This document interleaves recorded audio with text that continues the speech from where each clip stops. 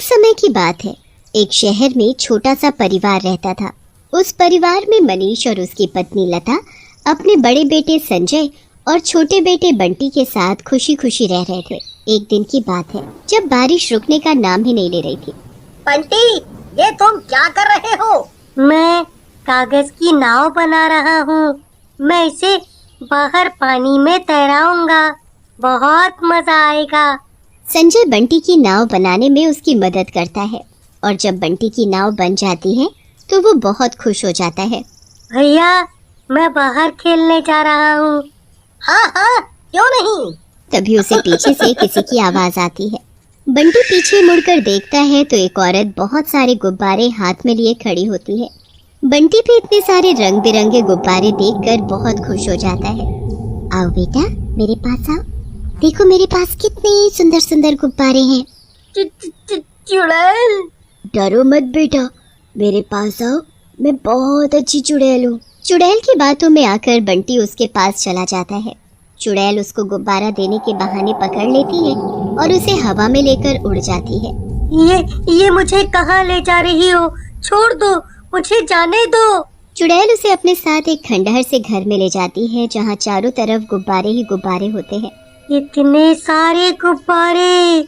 ये गुब्बारे नहीं है, ये तो बच्चे हैं, बच्चे, मेरे प्यारे प्यारे बच्चे, जैसे तू है मेरा प्यारा बच्चा। चुड़ैल बंटी को पकड़कर उस पर जादू करती है। उसके बाद वो उसे एक गुब्बारे में बदल देती है और उसे भी बाकी गुब्बारों के साथ कमरे में लगा देती है। कितने अच्छे लग रहे हो तुम सब, ऐसे चुपचाप हवा में लहराते हुए। पर अभी तो मुझे और बहुत सारे गुब्बारे चाहिए। ये तो अभी भी कम है। अब मुझे और बच्चों की तलाश करनी होगी ताकि मेरे पास और ज्यादा गुब्बारे इकट्ठे हो सके। बहुत सारे गुब्बारे, बहुत सारे। चुड़ैल यहाँ बंटी को गुब्बारा बना देती है और उसका भाई संजय उधर उसके लिए परेशान हो रहा था। संजय बंटी को ढूंढने बाहर जाता है पर बंटी कहीं नहीं मिलता। फिर संजय की नज़र बंटी की नाव पर पड़ती है जो पानी में तैर रही होती है। पर अजीब बात तो ये कि उस नाव पर एक गुब्बारा बंधा हुआ होता है। ये तो बंटी की नाव है, पर उसकी नाव पर ये गुब्बारा कैसा? सब लोग बंटी को एक एक जगह जाकर ढूंढते हैं पर बंटी का कुछ पता नहीं चलता। कुछ दिन में सब इस बात को मानने लगते हैं कि बंटी कभी वापस नहीं आएगा, पर संजय इस बात को मानने को तैयार नहीं होता। एक दिन अपने कमरे में बंटी की उस नाव को हाथ में पकड़े उसे देख रहा होता है। बेटा संजय, तुम कब तक ऐसे उदास रहोगे? हमने इस बात को मान लिया है कि बंटी कभी वापस नहीं आएगा। नहीं माँ, वो आएगा, वो जरूर आएगा। मैं उसे ढूंढ कर लाऊंगा। एक दिन स्कूल की छुट्टियां पड़ जाती हैं। अगले दिन से सब लोग रोज पार्क में मिलते हैं और खूब खेलते हैं। एक दिन जब सब लोग पार्क में फुटबॉल खेल रहे होते हैं तो फुटबॉल बहुत दूर पहुंच जाती है। ओहो, अब कौन लेकर आएगा फुटबॉल इतनी दूर से? राहुल, तुझे ही जाना पड़ेगा क्योंकि तूने ही उसे इतनी दूर पहुंचाया है। हाँ हाँ ठीक है। राहुल आगे झाड़ियों में जाकर फुटबॉल ढूंढने लगता है। कुछ देर बाद उसे फुटबॉल दिख जाती है, पर वो जैसे ही फुटबॉल को उठाने लगता है वो अपने आप आगे चली जाती है। ये फुटबॉल अपने आप बार बार आगे कैसे चली जाती है?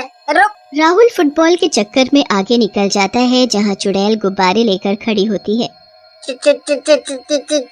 चुड़ैल, डरो मत मुझसे बेटा, मेरे पास आओ, मैं तुम्हें कुछ भी नहीं कहूँगी। राहुल चुड़ैल की बातों में आकर उसके पास चला जाता है। चुड़ैल उसको गुब्बारा देने के बहाने पकड़ लेती है और अपने साथ उड़ाकर अपने घर ले जाती है। वहाँ वो राहुल को एक गुब्बारा बना देती है और वहीं घर के एक कोने में लगा देती है। और इधर पार्क में संजय और सविता राहुल का इंतजार करते रहते हैं। बहुत देर बाद भी जब राहुल फुटबॉल लेकर वापस नहीं आता तो दोनों उसे ढूंढने निकल पड़ते हैं। कुछ दूर झाड़ियों के पास उनको अपनी फुटबॉल पड़ी मिलती है और उस फुटबॉल पर एक गुब्बारा भी बंधा हुआ होता है। नहीं नहीं, ये नहीं हो सकता। क्या हुआ संजय? ठीक ऐसा ही हुआ था मेरे छोटे भाई बंटी के साथ। वो भी एक दिन अचानक ऐसे ही गायब हो गया था और जिस जगह से वो गायब हुआ था वहाँ ऐसा ही एक गुब्बारा था। क्या? ये तुम क्या बोल रहे हो? मैं सच बोल रहा हूँ सविता, राहुल के साथ भी वही हुआ है और जाने कितने बच्चों के साथ ऐसा हुआ होगा। हमें इसके पीछे की सच्चाई का पता लगाना ही होगा। पर कैसे? कल से हम उन जगहों पर घूमेंगे जहाँ बच्चे खेलते हैं, तभी शायद हम उसको ढूंढ पाए जो बच्चों को गायब कर रहा है।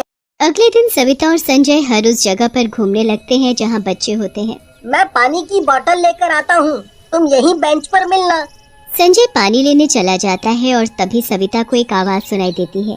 गुड़िया, मेरी प्यारी गुड़िया, आओ आओ मेरे पास। सविता इधर उधर देखती है पर उसे कोई नहीं दिखता, पर एक पेड़ के पास बहुत सारे गुब्बारे दिखते हैं। वाह, कितने सुंदर और रंग बिरंगे गुब्बारे हैं। सविता उन गुब्बारों के पास जाने लगती है। वो उस पेड़ के पास पहुंचकर उन गुब्बारों को छूकर उनसे खेलने लगती है।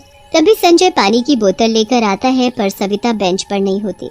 वो तो एक पेड़ के पास खड़ी गुब्बारों से खेल रही होती है। गुब्बारे, कहीं सविता किसी खतरे में तो नहीं? मुझे अभी उसके पास जाना होगा। संजय सविता के पास पहुंचता है। इतनी देर में चुड़ैल पेड़ के पीछे से बाहर निकलती है और सविता का हाथ पकड़कर उसे हवा में अपने साथ ले जाती है और पेड़ के पास एक गुब्बारा छोड़ देती है। चुड़ैल, मतलब ये वही है जो सब बच्चों को उठाकर ले जाती है। मुझे जल्दी से इसका पीछा करना होगा। संजय अपनी साइकिल उठाता है और उस चुड़ैल का पीछा करने लगता है। छोड़ो, मुझे जाने दो मुझे प्लीज। इतनी मुश्किल से तो तुझे पकड़ा है, तो ऐसे कैसे जाने दूं? तो ऐसे कैसे छोड़ दूं? अब तो तुझे मैं हमेशा अपने पास रखूंगी। चुड़ैल उड़ते हुए अपने घर पहुंच जाती है और सविता को अपने साथ घर के अंदर ले जाती है। संजय अपनी साइकिल बाहर खड़ी कर देता है और चुपके से खिड़की से अंदर झांक कर देखने लगता है। पूरा घर रंग बिरंगे गुब्बारों से भरा हुआ होता है। ये इतने सारे गुब्बारे, आखिर ये चुड़ैल इतने सारे गुब्बारों का करती क्या है? और वो सारे बच्चे कहाँ हैं जिनको ये चुड़ैल पकड़ कर लाती है? आखिर मेरा भाई बंटी कहाँ है? चुड़ैल सविता को पकड़कर उस पर जादू करना शुरू कर देती है। छोड़ दो मुझे, प्लीज जाने दो। चुप कर, समझी? चुड़ैल सविता के ऊपर जादू करके उसको एक गुब्बारे में बदल देती है और उसी घर में लगा देती है।